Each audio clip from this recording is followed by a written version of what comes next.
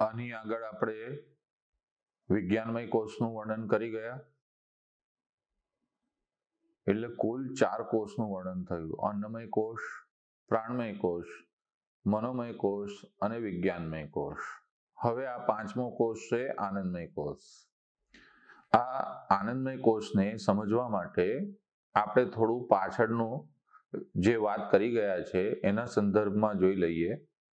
તો કે જ્યારે જીવનની સત્યતાની શૃંખલામાં હું કહેલું છે મેં તમને કે આ સૃષ્ટિમાં 3 તત્વ છે મુખ્ય. એક પરમ તત્વ કે જે સર્વનો આધાર છે, બીજું છે એ ચેતના છે જેને પરાશક્તિ કહેવામાં આવે છે, જે ચેતન શક્તિ છે, અને ત્રીજું છે તત્વ અપરાશક્તિ જે જળ તત્વ છે. એટલે સાદી ભાષામાં કહું તો જળ, ચેતન અને એ બેને ધારણ કરનાર ત્રીજું તત્વ. આમ 3 તત્વો વિશેની વાત કરેલી છે. જે જળ છે જેને અપરા કહેવામાં આવે છે એ પૃથ્વી, જલ, અગ્નિ, વાયુ, આકાશ ને મન, બુદ્ધિ ને અહંકારના બનેલી છે શક્તિ. અને એક ચેતના તંત્ર છે કે જે ચેતા છે, પરા છે, અક્ષર કહેવાય છે, અવિનાશી છે, આવા બધા ઘણા નામોથી એમને ઓળખવામાં આવે છે. પરમ જીવનું પરમધામ કહેવામાં આવે છે. આ બધા જ નામોથી એનો જ ઉલ્લેખ કરવામાં આવે છે, જેને પરાશક્તિ બી કહેવામાં આવે છે. તો આ ચેતના છે. આમ આ ચેતન અને જળ બેના મિશ્રણથી સંપૂર્ણ જગતની ઉત્પત્તિ થયેલી છે. તો મુખ્યત્વે અપરાશક્તિના ભાગની અંદર આપણા 3 કોષ આવે છે: અન્નમય કોષ, પ્રાણમય કોષ અને મનોમય કોષ. અને જેની અંદર આ ચેતનતાની વધારે પ્રધાનતા છુપાયેલી છે એને કહેવાય છે વિજ્ઞાનમય કોષ ને આનંદમય કોષ, જે પરાશક્તિની મેજર પોઝિશનમાં બનેલા છે.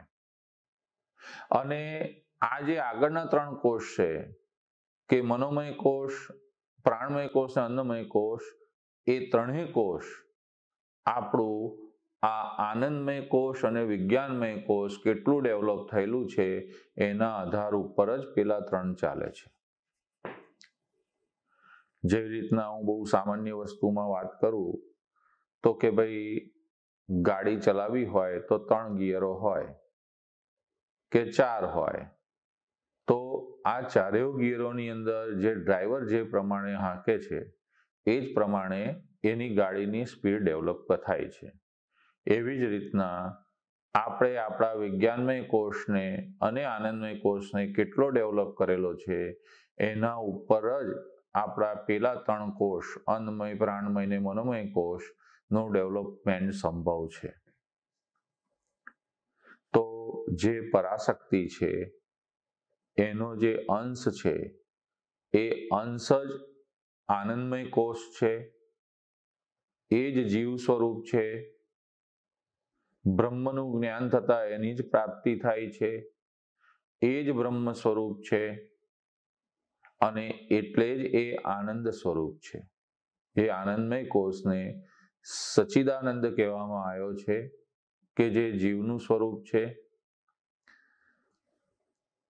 આ આનંદમય કોષનું શબ્દોથી વર્ણન સંભવ નથી. હા, શાસ્ત્રોમાં જ્યાં જ્યાં બ્રહ્મનું વર્ણન કરેલું છે કે બ્રહ્મ આવા ગુણધર્મ વાળું છે, બ્રહ્મનો આવો સ્વભાવ છે, બ્રહ્મ સમગ્ર ચેતનાની ઉત્પત્તિનું કારણ છે, બ્રહ્મથી સમગ્ર સૃષ્ટિની ઉત્પત્તિ થયેલી છે, તો આ બધી જ જગ્યાએ આ 5મા કોષનું વર્ણન છે. પણ એ પરમ ચેતનાથી જ્યારે આ ચેતના પોતાની જાતને અલગ સમજે છે ત્યારે એનું જીવમાં રૂપાંતરણ થાય છે. અને જ્યારે એ સ્વની પ્રાપ્તિની અનુભૂતિ કરે છે, પોતે આત્મ સ્વરૂપ છે અને જીવ સ્વરૂપની એની ઉત્પત્તિ થયેલી છે, આ કોષ એને શરીર રૂપી લીધેલો છે, એવું જ્યારે એને જ્ઞાન પ્રાપ્ત થાય છે અનુભવગત, ત્યારે જીવ શિવ સ્વરૂપ થાય છે. આને જ કહેવામાં આવે છે કે શિવ શક્તિનું મિલન, પોતામાં રહેલી શક્તિ ને શિવ સ્વરૂપ બનાવી શૂન્ય પદવીની છે. પરમ તત્વ પ્રાપ્ત કરવા માટે આના સિવાય બીજો કોઈ માર્ગ નથી.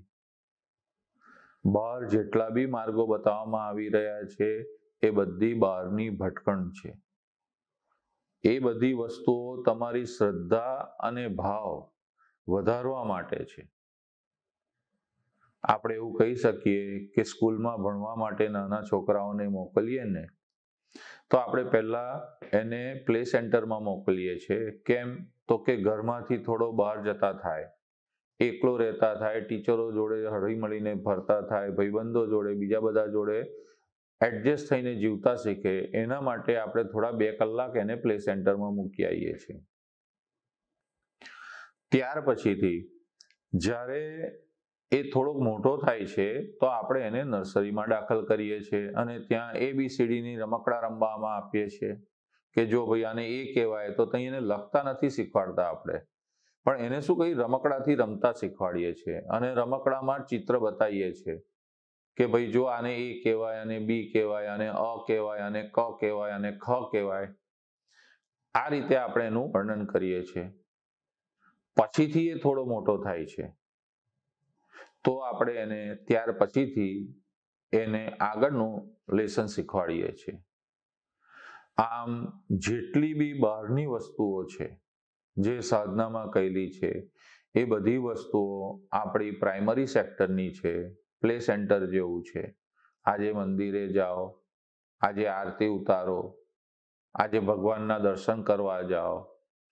બેશક તમે કોઈ જ વસ્તુ નથી કરતા, એના કરતાં તમે આ બાને પરમાત્માને આધાર બનાવીને, એ પરમ અનેક સ્વરૂપોનો આધાર બનાવીને પરમાત્મા તરફ જવા કોશિશ કરી રહ્યા છો અને તમારા મનમાં એક એવી શ્રદ્ધા જાગે છે કે આ સૃષ્ટિને હેન્ડલ કરનાર, આ બ્રહ્માંડોની ઉત્પત્તિ કરનાર અમારાથી બી કોઈ પરમ શક્તિ એવી છે કે જેને લીધે આ બધી વસ્તુઓ ઉત્પન્ન થાય છે.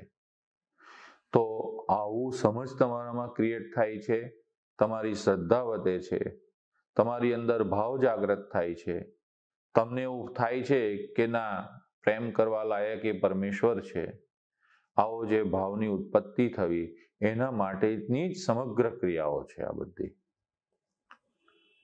પણ તમે આ બધી જ ક્રિયાઓ પાછળનું એક તત્વ ભૂલી જાઓ છો અને એ તત્વ એ છે કે ખરેખર તમારે ભગવાનની ઈચ્છા તો બહુ દૂરની રહી, પણ સત્ય વસ્તુ એ છે કે જીવે સુખ, આનંદ, પ્રેમ, શાંતિ આ જ ભૂખ હોય છે અને એને એ જ વસ્તુ માટે એ ભગવાનના નામનો સહારો લે છે કે કોઈ મૂર્તિના સ્વરૂપનો સહારો લે છે. પણ એની પાછળનું રહસ્ય તો આ જ હોય છે કે એને એવી ઈચ્છા હોય છે કે મેં જે આધાર લીધો છે ભગવાનના નામે, એનાથી મને આ બધી જ વસ્તુઓ સુખ, આનંદ, પ્રેમ ને શાંતિ પ્રાપ્ત થશે. એના માટે જ આધાર લેતો હોય છે. અને જીવની અનાદિકાળથી ભૂખ છે આનંદની, કે મારે આનંદ જોઈએ છે, મારે પ્રેમ જોઈએ છે. તો એને ભૂખ છે કેમ? કારણ કે જે જીવ પોતે છે, જે આનંદમય કોષ છે, એ પોતે જ આનંદ સ્વરૂપ છે. જે પોતે આનંદ સ્વરૂપ છે એને પોતાનું જ વિસ્મરણ થઈ ચૂક્યું છે કે હું જે આનંદ માટે ભટકી રહ્યો છે એ તો ખુદ મારું જ સ્વરૂપ છે. જો માણસ પોતાના સ્વરૂપથી દૂર થયો હોય અને એને લીધે દુઃખી થતો હોય તો પછી એને પોતાના પાસે જવા માટે કઈ વસ્તુ એવી છે કે બહાર કરવાથી એને અંદર લઈ જાય. આ તમારે સમજવાની વસ્તુ છે. મારું કામ છે સત્ય વસ્તુ બતાવવું. કારણ કે આજના યુગની અંદર માણસે અનેક ધર્મો બનાવી લીધા છે અને એ ધર્મોમાં પાછા અનેક સંપ્રદાયો બનાવી દીધેલા છે અને એ સંપ્રદાયોમાં બી પાછા જુદા જુદા ફાંટા છે. તો જીવ અહીંયા મૂંઝવણમાં આવી જાય છે કે ખરેખર મારે આ પરમ તત્વને સમજવું હોય, હું ક્યાંથી આવ્યો, ક્યાં જવાનો છે મારે અનુભવવું હોય, તો હું કયા સપોર્ટથી જઉં, કોના સહારે જઉં? એને આજુબાજુ જે બી લિંક મળી આવે છે, જે બી ગાઈડન્સ મળી આવે છે, એનાથી આકર્ષિત થઈને એને ફોલો કરવા માંડે છે, એને અનુસરવા માંડે છે. મારું કામ છે સત્ય બતાવવું.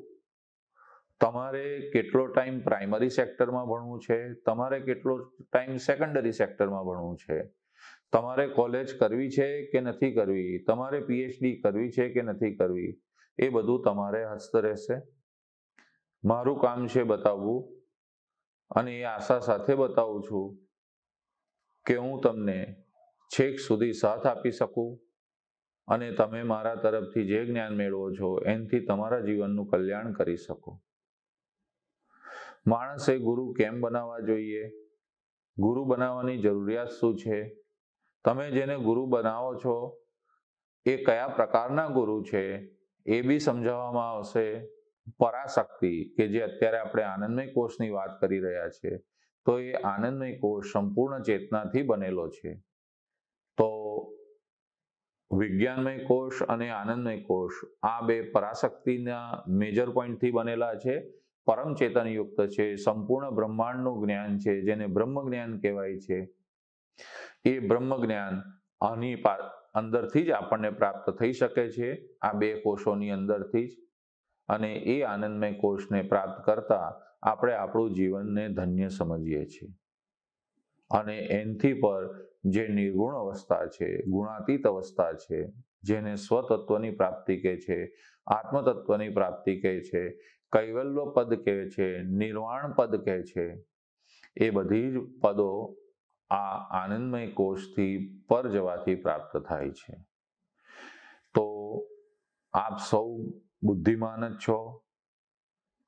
બધાની અંદર એટલી બુદ્ધિ છે કે સત્ય શું અને અસત્ય શું સમજી શકાય છે. મેં તમને એ પરમ સત્યની વસ્તુ કહી કે જે સનાતન સત્ય છે, જે વેદોમાં લખેલી છે, ઉપનિષદોમાં લખેલી છે, કે જે પરમ સત્ય છે એ તમારી પાસે જ છે, તમારી અંદર જ છે. નાહકના બાર ભટકશો નહીં, અને ભટકશો તો આ અંદરની શક્તિઓ તમને પ્રાપ્ત બહાર ભટકવાથી થવાની નથી. તો તમારું મનુષ્ય જીવન એક નાટકીય ઢબથી અંત આવશે. તમારું જીવન કઈ રીતે જીવવું એ તમે સ્વતંત્ર છો. મારું કામ હતું સત્ય બતાવવું. આચરણ કરવાનું કામ અને સ્વીકારવાનું કામ આપ લોકોનું છે. આમ આજે આપણે પંચકોશની શૃંખલા જે ચાલુ કરી હતી, એ પંચકોશનું આખું વિવરણ થઈ ગયું છે.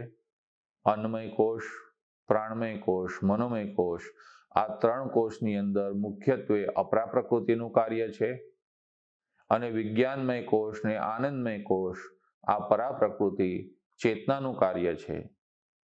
હવે આ પરા ને અપરા એટલે કે જળ ને ચેતન અને પરમાત્મા તત્વ, આમ આપણા પિંડમાં એટલે કે આપણા શરીરની અંદર જે આ પાંચ કોષ રહેલા છે, આ પાંચ કોષ સ્વરૂપ જે આપણું શરીર છે એનું વર્ણન કર્યું.